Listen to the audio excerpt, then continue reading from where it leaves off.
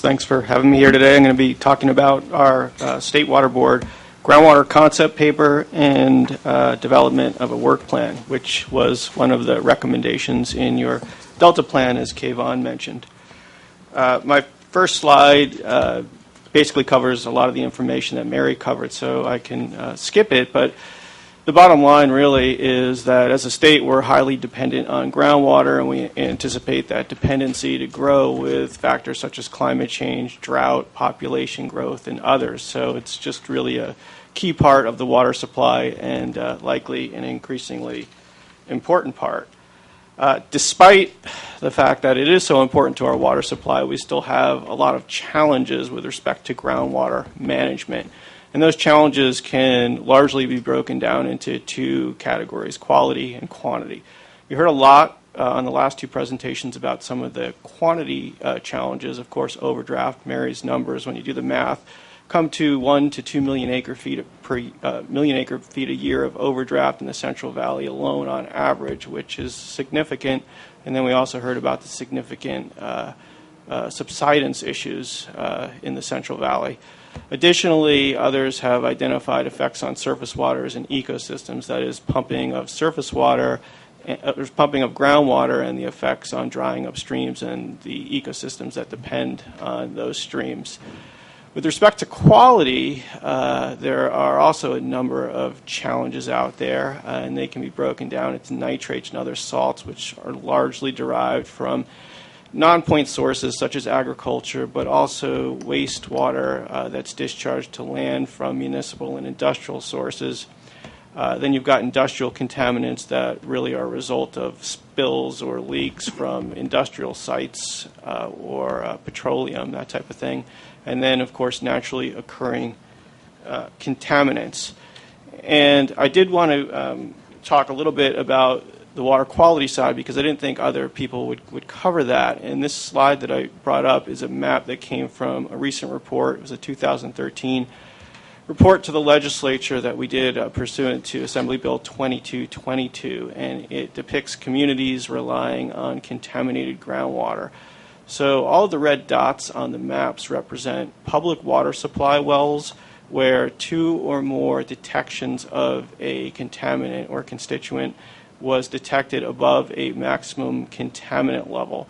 So looking at the picture, it's fairly wide. You can see some clusters along the south coast and in the Central Valley, but really there's a lot of red dots on that map. There's quite a bit of public water supply wells that contamination was detected.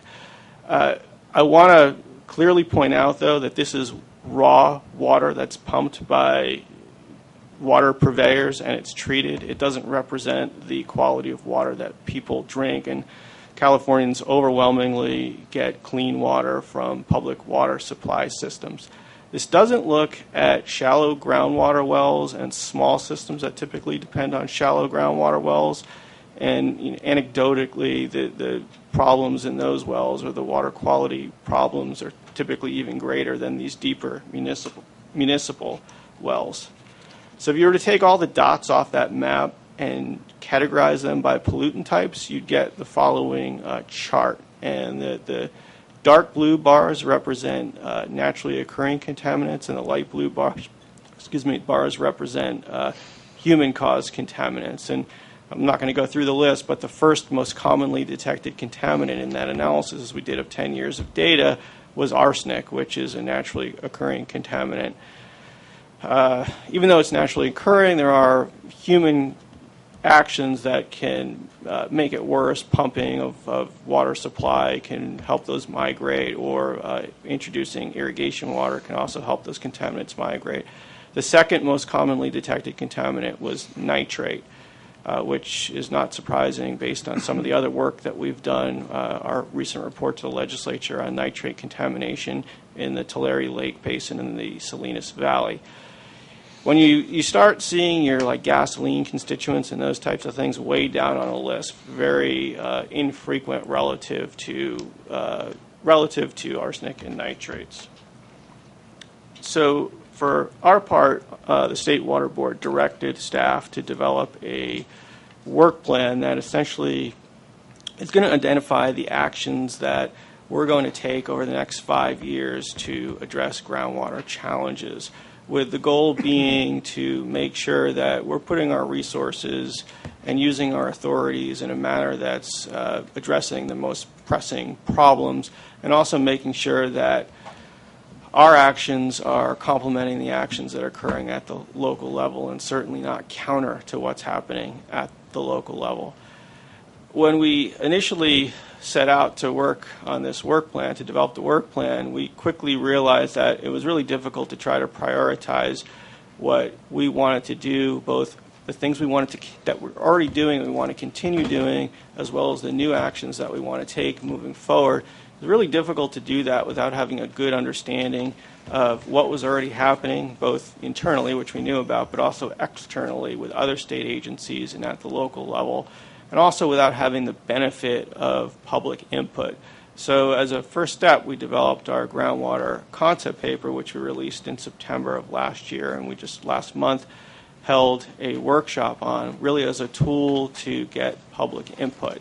And within that work plan, we essentially laid out everything that we're currently doing, everything that we are aware of, and we certainly missed things that other people were doing, a suite of proposed new actions that we plan to take moving forward, and we wanted input on those actions, and then a set of recommendations for others. So that was sort of the basis and what the concept paper was all about.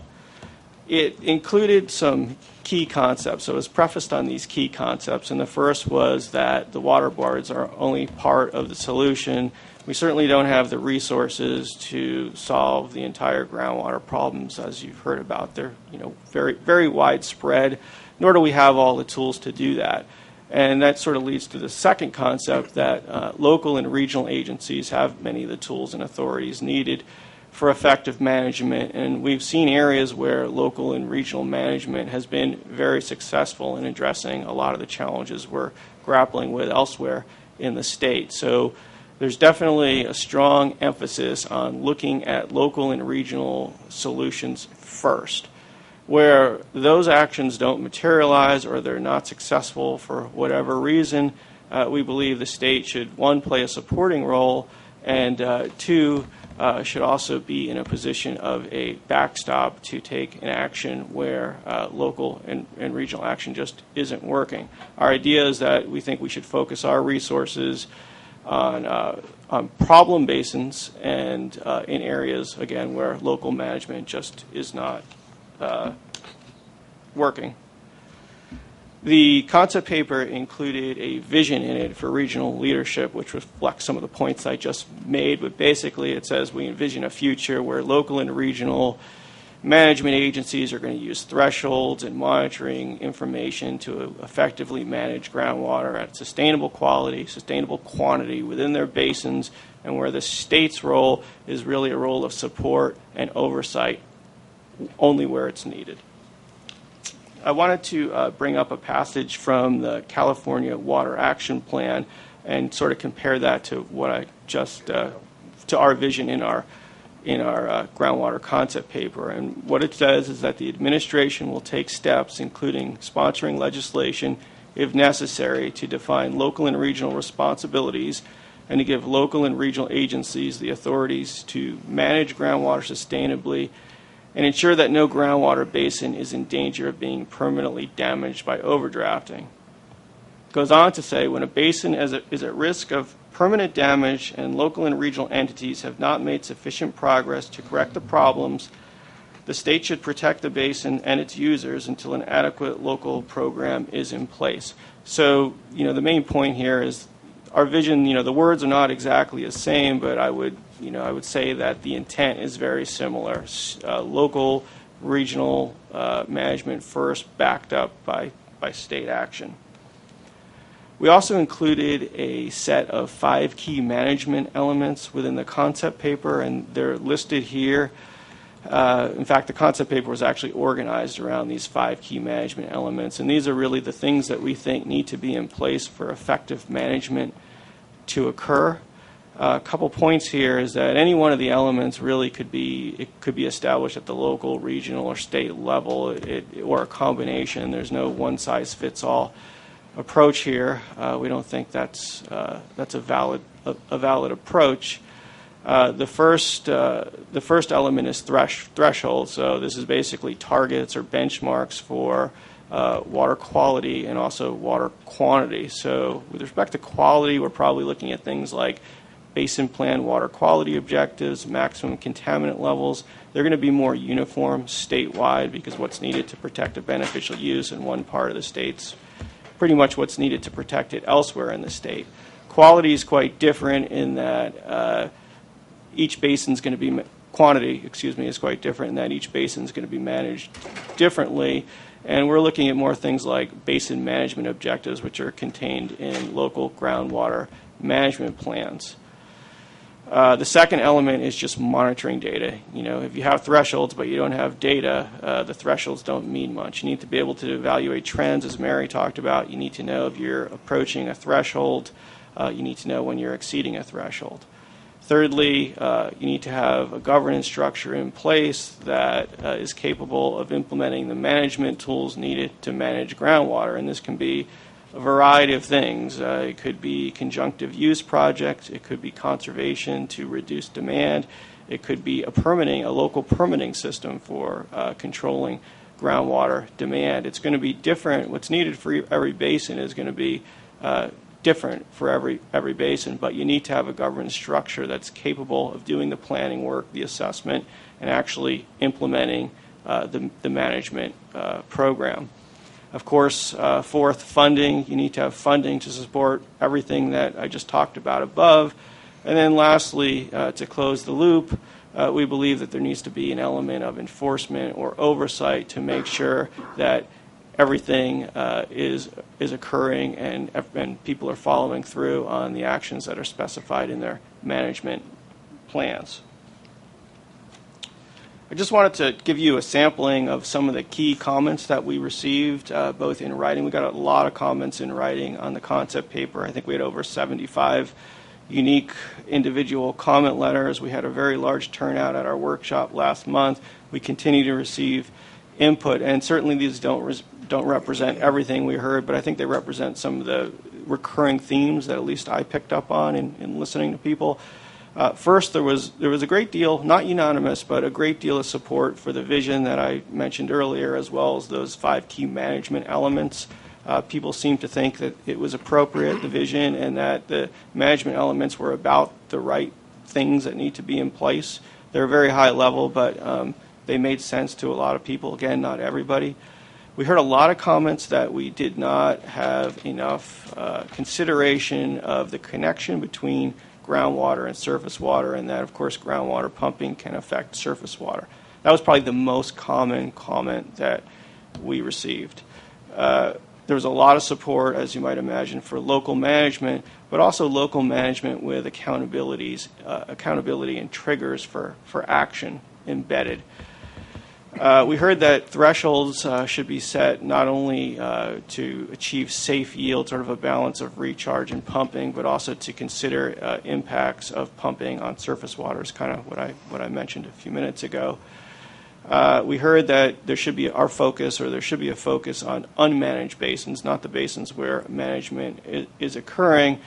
But we also heard that if we only focus on areas where there's currently problems, we might be, setting ourselves up for problems down the road, so that we should be looking at areas where maybe currently there's not an overdraft situation, but there's a lot of pumping, or we think there's going to be a lot of pumping in the future, and make sure we don't get into a situation of overdraft.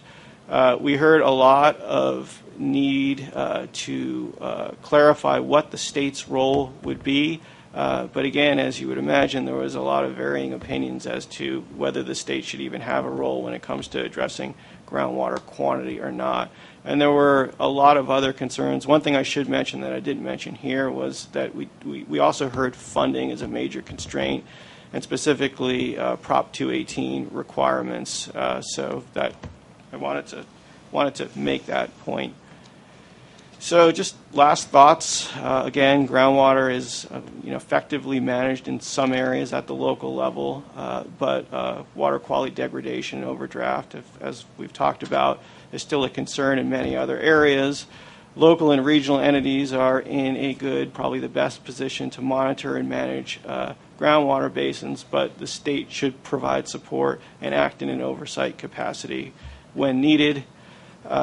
Also, monitoring is really going to be key because it's not only going to inform local and regional management efforts, it will help guide state-level actions. And I think CASGEM and the work that DWR is doing is going to help everybody. In terms of next steps, right now we're focused on reviewing all the comments that we received, taking a look at them with respect to the actions that we had in the concept paper, and we're working on preparing a work plan that's primarily going to be focused, I believe, just on what the water board's going to do again over the next 5 years. We're also going to be working with and providing support for the governor's office work that they're currently doing on implementing the California Water Action Plan. And my contact information, that's what I had for you. Great. Thank you, Rick. Well, the local perspective. Good afternoon. Is this on?